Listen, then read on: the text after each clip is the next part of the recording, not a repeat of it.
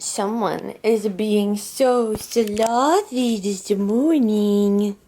Do you guys ever think about like what your dog's voice would sound like if they had a voice? I feel like Logan's would be like, "Hi YouTube, hi YouTube, hi." See, he's waving. That's what he sounds like. That's my boy.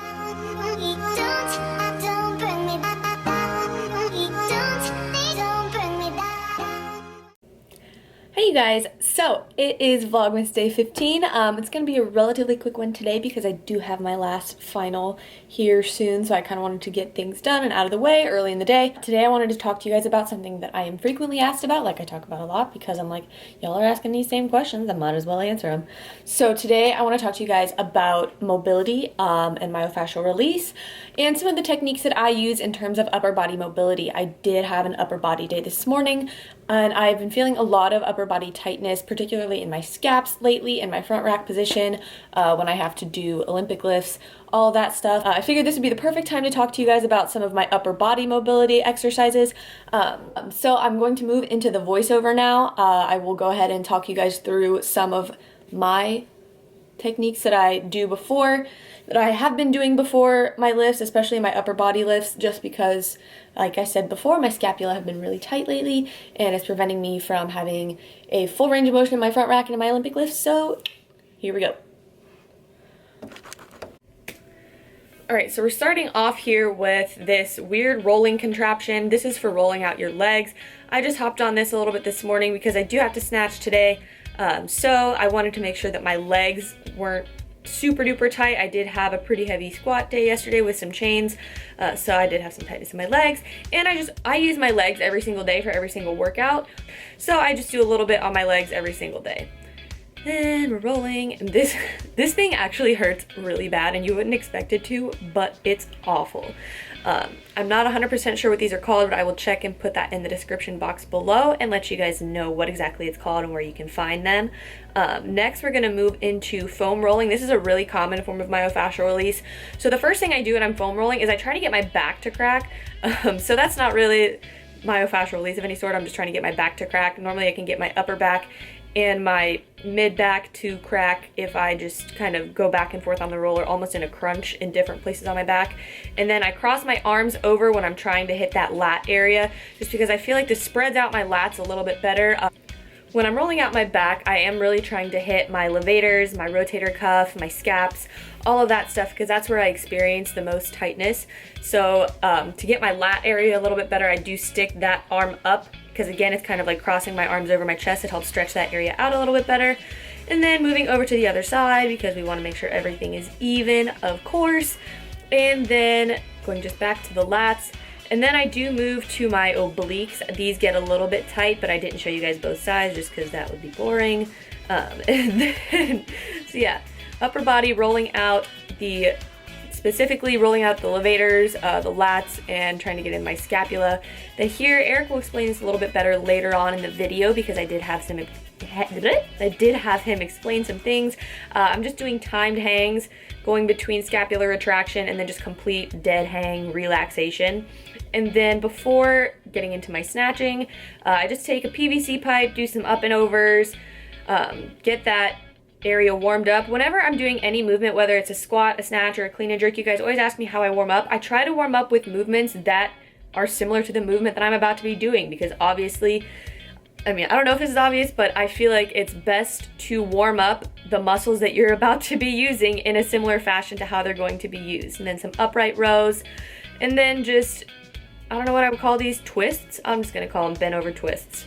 And then taking a reaction ball, since I didn't have a lacrosse ball or a peanut today, just trying to get deeper into that scapula area. That's where my main trigger points are in my scap. So really trying to dig in there and get that trigger point taken care of. And then I move the ball up a little bit to try and get into my traps, because those have been an awful time lately. But that is it for this voiceover, and we will move into the rest of the video right now. Alright, so you guys always ask me about mobility and all of that jazz, and so today, special guest once again.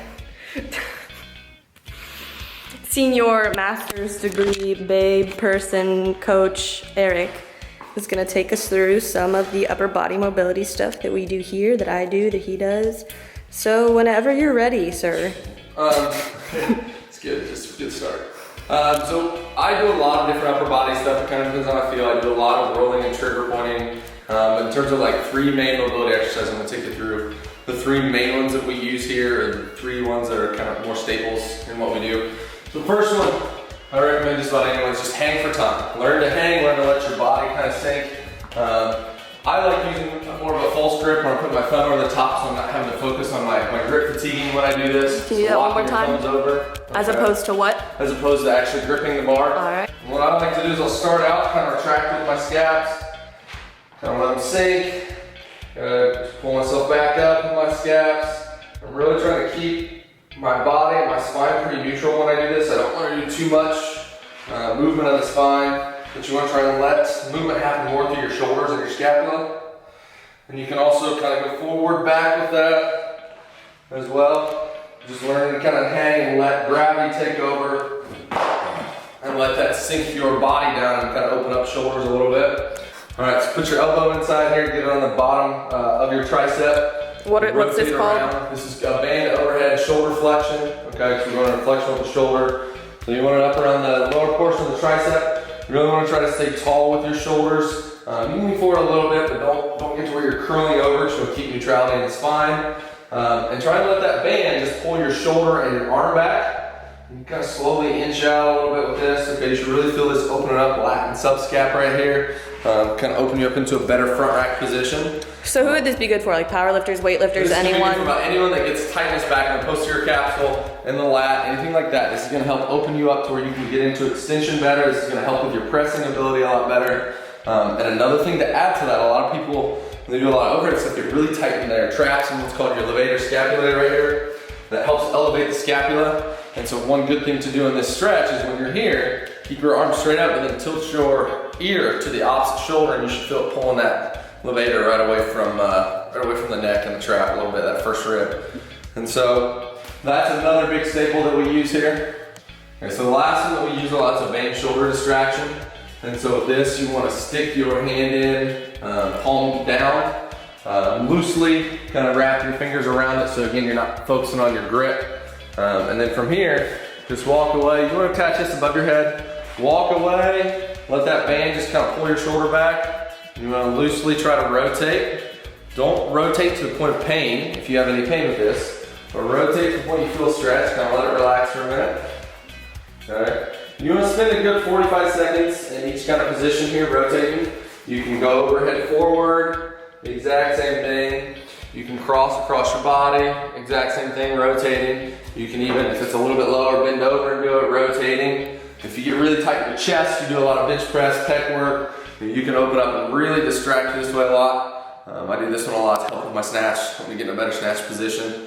And really doing that rotation is gonna help open up some of that fascial tissue off the joint and off the bone. So that way it actually gives the muscle some area or some room to elongate and open up. So those are really the 3 main ones we do both sides there. And like I said, you can literally hit that from all angles. 2 questions. How long should people hold each stretch each side? And then second question, should you do this kind of stuff before, after? Should you dedicate a whole day to mobility? Should you do it every day?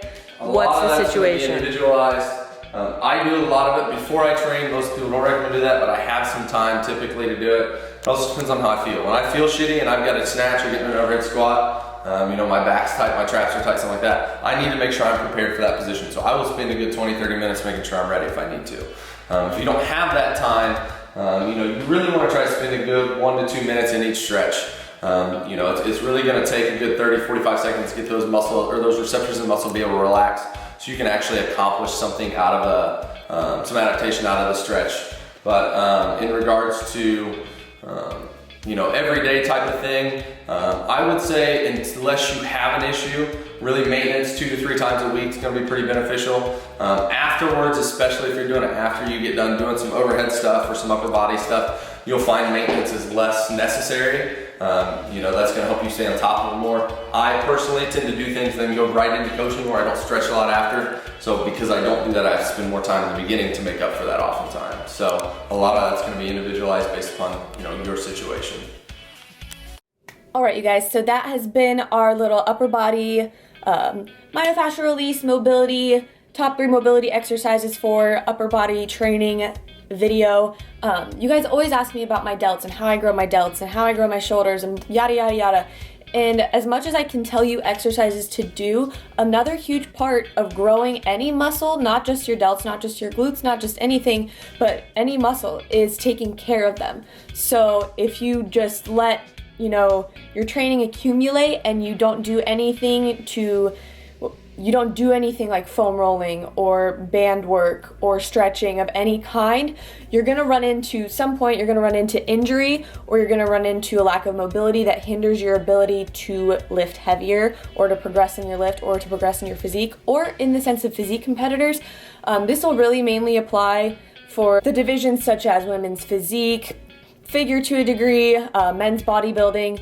But the divisions where obviously symmetry is important in bikini, but the divisions where they are looking for a great deal of muscular detail, if you have a lot of built up scar tissue in your muscles, that's going to cause imbalances in your physique and in your posing. I've seen my posing coach Monty, his before and afters from doing trigger point work with massage therapists, getting things worked out, and it really does improve your symmetry and improve your muscular definition when all of that is cleared out and everything is running well, obviously. So if you want to look better on stage, lift heavier, lift better, then it is in your benefit to work on your mobility, to do some myofascial release at least 3 times a week. But yeah, that is about all I have for you guys today. A couple quick things. I am going to try and do my first PO box check probably at the end of the week this week. And then last thing, this is really, really exciting for me, but it's also something that I need your help with. My channel is getting really close to hitting 10,000 subscribers. I'm never the type of person that, none of this is about, you know, how many subscribers I have, how many views I have, anything like that. But the more people that I can reach, you know, a lot of you have said that, you know, something that I've said has helped you, or something that I've said has benefited your training or benefited you mentally, anything of that sort. I want to be able to do that for as many people as possible. So I am getting really close to 10K. I'm at a little under 9,100 right now. Before I started Vlogmas, I had less than 8,000. So there's a lot of new people here. So hi, if you're new, welcome. Leave me a comment below and let me know why you're here, how you found me, all that good stuff. If you guys can help me, I am super excited to be approaching 10K. And there will be a giveaway of some sort when I get to that number. My goal would be before the new year. I think we can do it. If, you know, if there's over 1,000 newbies of you since we started Vlogmas 2 weeks ago, that gives us 2 weeks before November 1st, 2016, and I think we can do it. So if you guys could help me out, I would really appreciate that. Other than that, I am off to take my last final. Good luck to any of my subscribers that are in finals week right now. I am praying for you, I am thinking of you, and we're gonna crush it. Grades are important. Study, watch my vlogs after you study because your grades are more important. But yeah, thank you guys so much for watching my channel, and I love you so much. Happy Tuesday. See you tomorrow.